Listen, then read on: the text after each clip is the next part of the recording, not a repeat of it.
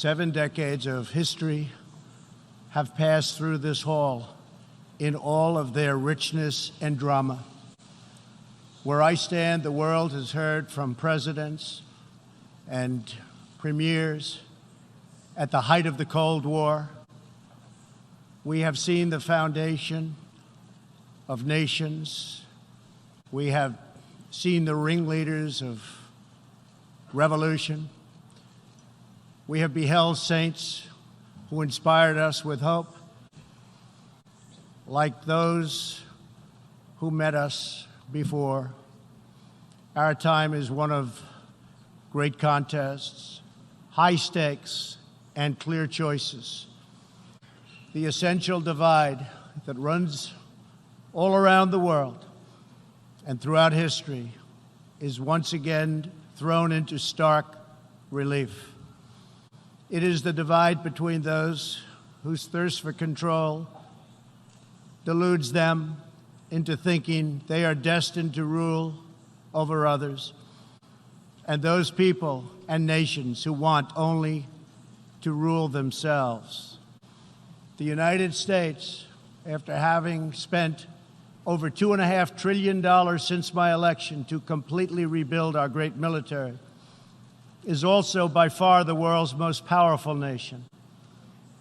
Hopefully, it will never have to use this power. Americans know that in a world where others seek conquest and domination, our nation must be strong in wealth, in might, and in spirit. That is why the United States vigorously defends the traditions and customs that have made us who we are. Like my beloved country, each nation represented in this hall has a cherished history, culture, and heritage that is worth defending and celebrating, and which gives us our singular potential and strength. The free world must embrace its national foundations. It must not attempt to erase them or replace them. Looking around and all over this large, magnificent planet, the truth is plain to see. If you want freedom, take pride in your country. If you want democracy, hold on to your sovereignty. And if you want peace, love your nation. Wise leaders always put the good of their own people and their own country first. The future does not belong to globalists. The future belongs to patriots. The future belongs to sovereign and independent nations who protect their citizens, respect their neighbors, and honor the differences that make each country special and unique. It is why we in the United States have embarked on an exciting program of national renewal. In everything we do, we are focused on empowering the dreams and aspirations of our citizens. Thanks to our pro-growth economic policies, our domestic unemployment rate reached its lowest level in over half a century. Fueled by massive tax cuts and regulations cuts, jobs are being produced at a historic rate.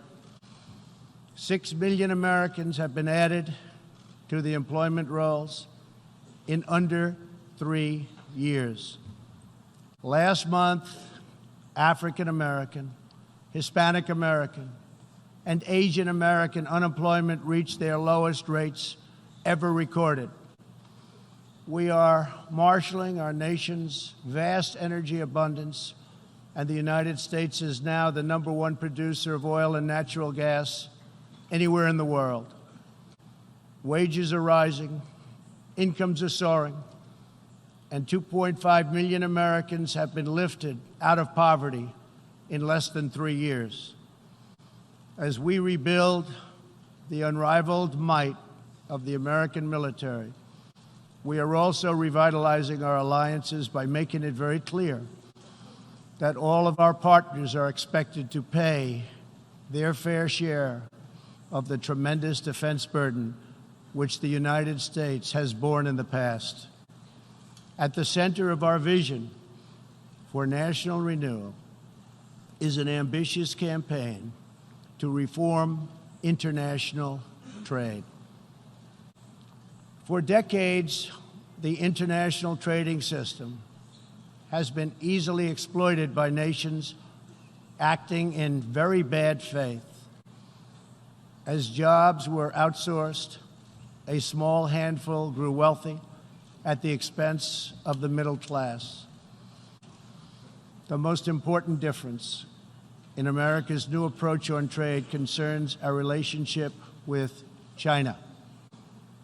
2 decades later, this theory has been tested and proven completely wrong.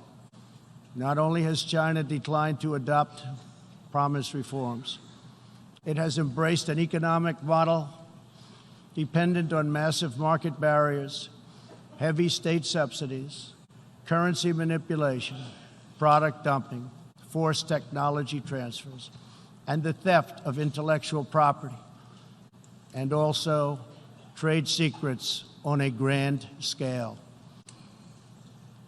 As just one example, I recently met the CEO of a terrific American company, Micron Technology, at the White House. Micron produces memory chips used in countless electronics.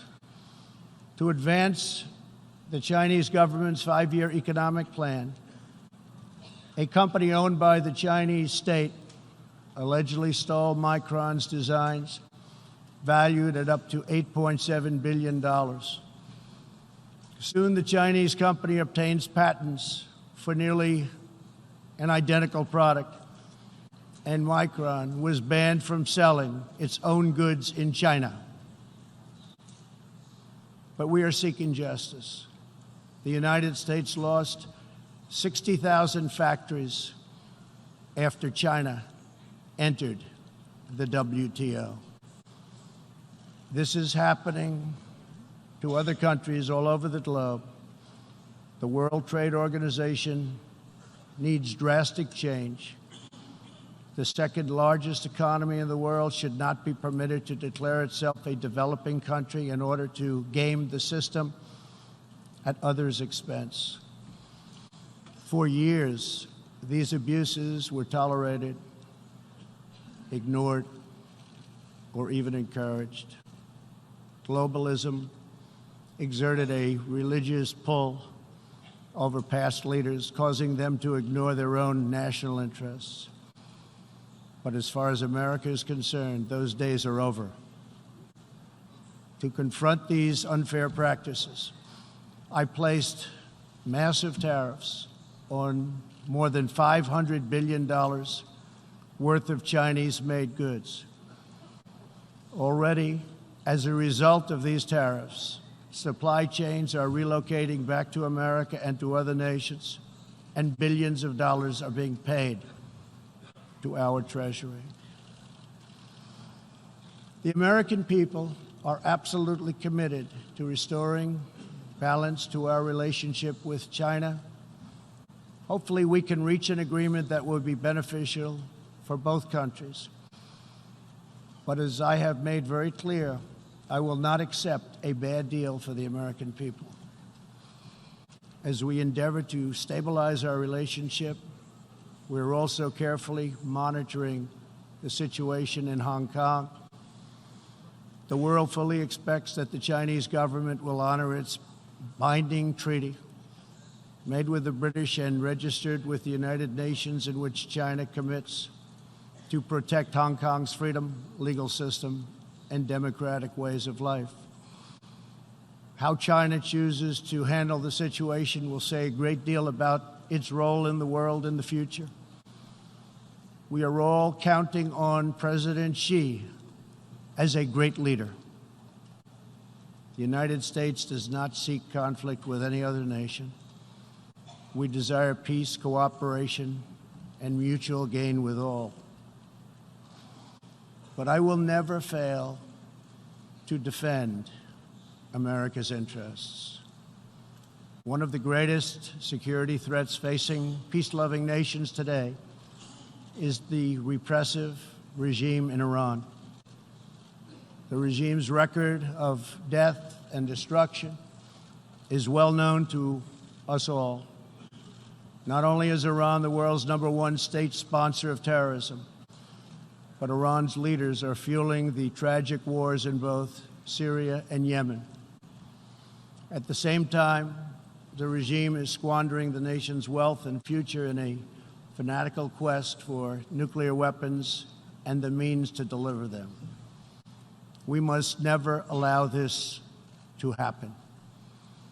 To stop Iran's path to nuclear weapons and missiles, I withdrew the United States from the terrible Iran nuclear deal, which has very little time remaining, did not allow inspection of important sites, and did not cover ballistic missiles. Hoping to free itself from sanctions, the regime has escalated its violent and unprovoked aggression. In response to Iran's recent attack on Saudi Arabian oil facilities, we just imposed the highest level of sanctions on Iran's central bank and sovereign wealth fund. All nations have a duty to act. No responsible government should subsidize Iran's bloodlust. As long as Iran's menacing behavior continues, sanctions will not be lifted. They will be tightened. Iran's leaders will have turned a proud nation into just another cautionary tale of what happens when a ruling class abandons its people and embarks on a crusade for personal power and riches. For 40 years, the world has listened to Iran's rulers as they lash out at everyone else for the problems they alone have created. They conduct ritual chants of death to America and traffic in monstrous anti-Semitism. Last year, the country's supreme leader stated Israel is a malignant, cancerous tumor that has to be removed and eradicated. It is possible, and it will happen. America will never tolerate such anti-Semitic hate. Fanatics have long used hatred of Israel to distract from their own failures. Thankfully, there is a growing recognition in the wider Middle East that the countries of the region share common interests in battling extremism and unleashing economic opportunity. That is why it is so important to have full, normalized relations between Israel and its neighbors. Only a relationship built on common interests, mutual respect, and religious tolerance can forge a better future.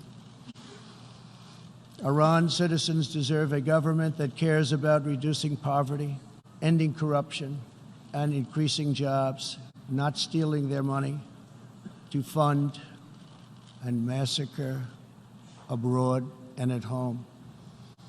After 4 decades of failure, it is time for Iran's leaders to step forward and to stop threatening other countries and focus on building up their own country. It is time for Iran's leaders to finally put the Iranian people first.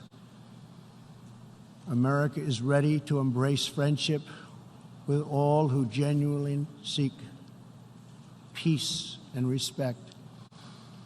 Many of America's closest friends today were once our greatest foes. The United States has never believed in permanent enemies. We want partners, not adversaries.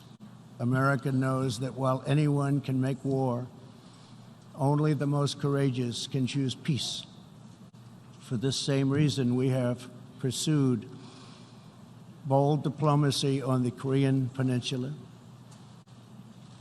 I have told Kim Jong-un what I truly believe, that like Iran, his country is full of tremendous untapped potential, but that to realize that promise, North Korea must denuclearize. Around the world, our message is clear. America's goal is lasting. America's goal is harmony.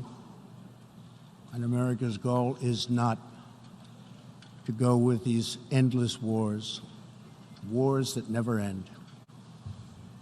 With that goal in mind, my administration is also pursuing the hope of a brighter future in Afghanistan.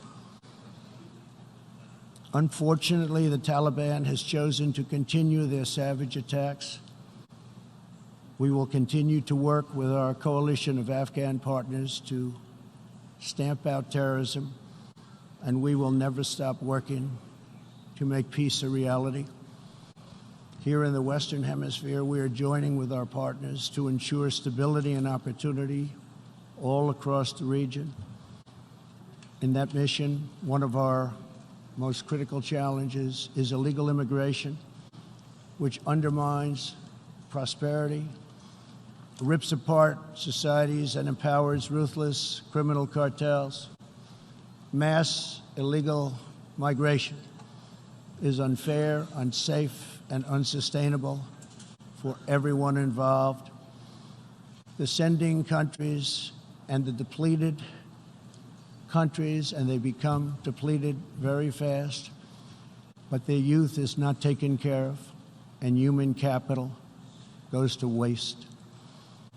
The receiving countries are overburdened with more migrants than they can responsibly accept, and the migrants themselves are exploited, assaulted, and abused by vicious coyotes. Nearly 1/3 of women who make the journey north to our border are sexually assaulted along the way. Yet here in the United States and around the world, there is a growing cottage industry of radical activists and non-governmental organizations that promote human smuggling. These groups encourage illegal migration and demand erasure of national borders. Today, I have a message for those open border activists who cloak themselves in the rhetoric of social justice. Your policies are not just.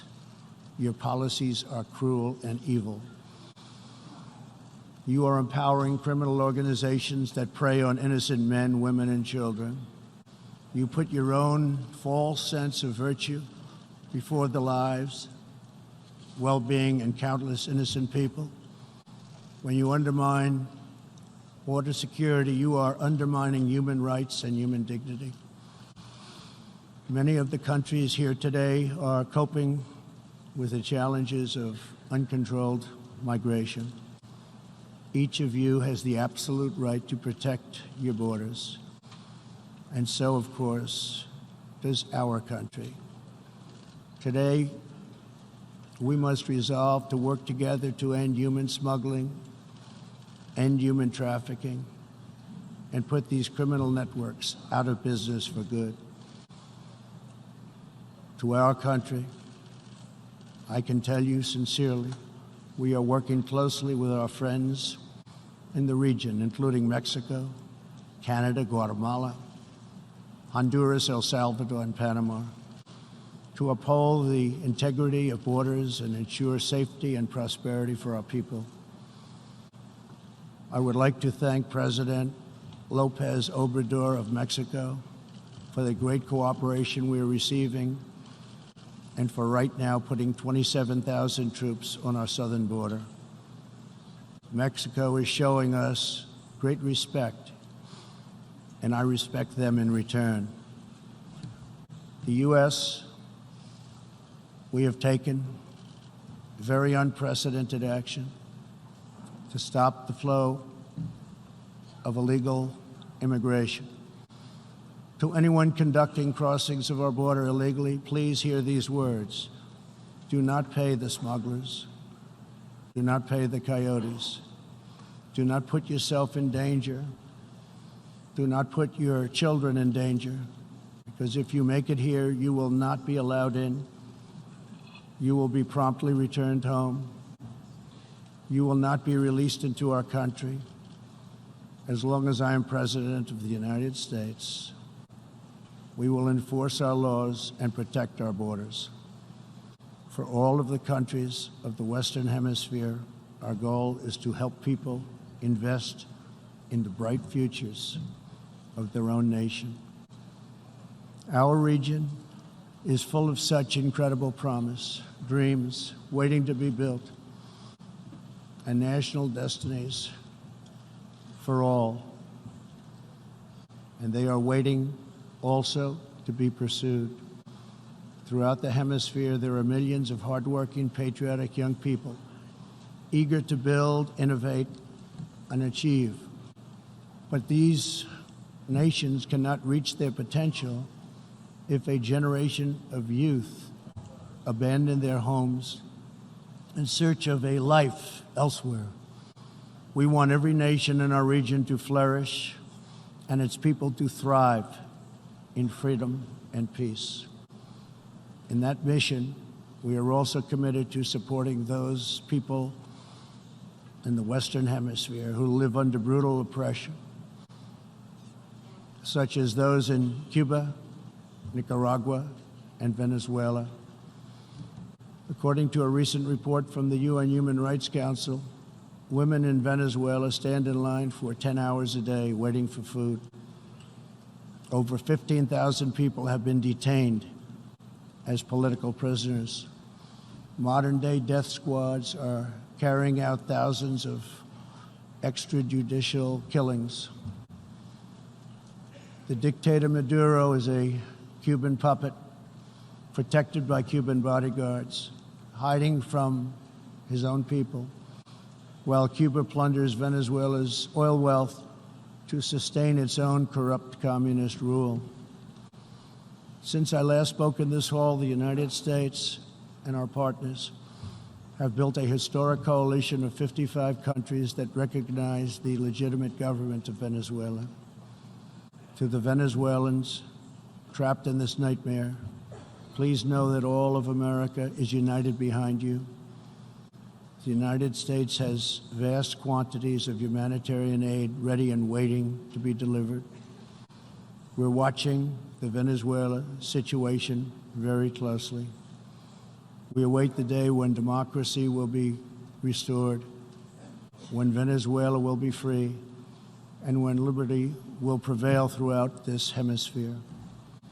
One of the most serious challenges our countries face is the specter of socialism. It's the wrecker of nations and destroyer of societies. Events in Venezuela remind us all that socialism and communism are not about justice. They are not about equality. They are not about lifting up the poor. And they are certainly not about good of the nation. Socialism and communism are about one thing only: power for the ruling class. Today I repeat a message for the world that I have delivered at home. America will never be a socialist country. In the last century, socialism and communism killed 100 million people. Sadly, as we see in Venezuela, the death toll continues in this country. These totalitarian ideologies, combined with modern technology, have the power to excise new and disturbing forms of suppression and domination. For this reason, the United States is taking steps to better screen foreign technology and investments, and to protect our data and our security. We urge every nation present to do the same. Freedom and democracy must be constantly guarded and protected, both abroad and from within. We must always be skeptical of those who want conformity and control. Even in free nations, we see alarming signs and new challenges to liberty. A small number of social media platforms are acquiring immense power over what we can see and over what we are allowed to say. A permanent political class is openly disdainful, dismissive, and defiant of the will of the people. A faceless bureaucracy operates in secret and weakens democratic rule. Media and academic institutions push flat-out assaults on our histories, traditions, and values. In the United States, my administration has made clear to social media companies that we will uphold the right of free speech. A free society cannot allow social media giants to silence the voices of the people, and a free people must never, ever be enlisted in the cause of silencing, coercing, canceling, or blacklisting their own neighbors. As we defend American values, we affirm the right of all people to live in dignity. For this reason, my administration is working with other nations to stop criminalizing of homosexuality, and we stand in solidarity with LGBTQ people who live in countries that punish, jail, or execute individuals based upon sexual orientation. We are also championing the role of women in our societies. Nations that empower women are much wealthier, safer, and much more politically stable. It is therefore vital not only to a nation's prosperity, but also is vital to its national security to pursue women's economic development. Guided by these principles, my administration launched the Women's Global Development and Prosperity Initiatives. The WGDP is the first ever government-wide approach to women's economic empowerment, working to ensure that women all over the planet have the legal right to own and inherit property, work in the same industries as men, travel freely, and access credit and institutions. Yesterday, I was also pleased to host leaders for a discussion about an ironclad American commitment protecting religious leaders and also protecting religious freedom. This fundamental right is under growing threat around the world. Hard to believe, but 80% of the world's population lives in countries where religious liberty is in significant danger or even completely outlawed. Americans will never fire or tire in our effort to defend and promote freedom of worship and religion. We want and support religious liberty for all. Americans will also never tire of defending innocent life. We are aware that many United Nations projects have attempted to assert a global right to taxpayer-funded abortion on demand, right up until the moment of delivery. Global bureaucrats have absolutely no business attacking the sovereignty of nations that wish to protect innocent life. Like many nations here today, we in America believe that every child, born and unborn, is a sacred gift from God. There is no circumstance under which the United States will allow international entries to trample on the rights of our citizens, including the right to self-defense. That is why this year I announced that we will never ratify the UN Arms Trade Treaty, which would threaten the liberties of law-abiding American citizens. The United States will always uphold our constitutional right to keep and bear arms. We will always uphold our Second Amendment. The core rights and values America defends today were inscribed in America's founding documents. Our nation's founders understood that there will always be those who believe they are entitled to wield power and control over others. Tyranny advances under many names and many theories, but it always comes down to the desire for domination. It protects not the interests of many, but the privilege of few. Our founders gave us a system designed to restrain this dangerous impulse. They chose to entrust American power to those most invested in the fate of our nation, a proud and fiercely independent people. The true good of a nation can only be pursued by those who love it, by citizens who are rooted in its history, who are nourished by its culture, committed to its values, attached to its people, and who know that its future is theirs to build or theirs to lose. Patriots see a nation and its destiny in ways no one else can. Liberty is only preserved, sovereignty is only secured, democracy is only sustained, greatness is only realized by the will and devotion of patriots. In their spirit is found the strength to resist oppression, the inspiration to forge legacy, the goodwill to seek friendship, and the bravery to reach for peace. Love of our nations makes the world better for all nations. So to all the leaders here today, join us in the most fulfilling mission a person could have, the most profound contribution anyone can make. Lift up your nations, cherish your culture, honor your histories, treasure your citizens, make your country strong and prosperous and righteous, honor the dignity of your people, and nothing will be outside of your reach. When our nations are greater, the future will be brighter, our people will be happier, and our partnerships will be stronger. With God's help, together we will cast off the enemies of liberty and overcome the oppressors of dignity.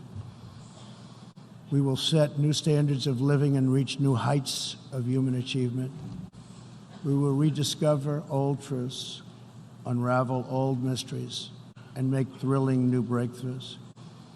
And we will find more beautiful friendship and more harmony among nations than ever before. My fellow leaders, the path to peace and progress and freedom and justice and a better world for all humanity begins at home. Thank you. God bless you. God bless the nations of the world. And God bless America. Thank you very much.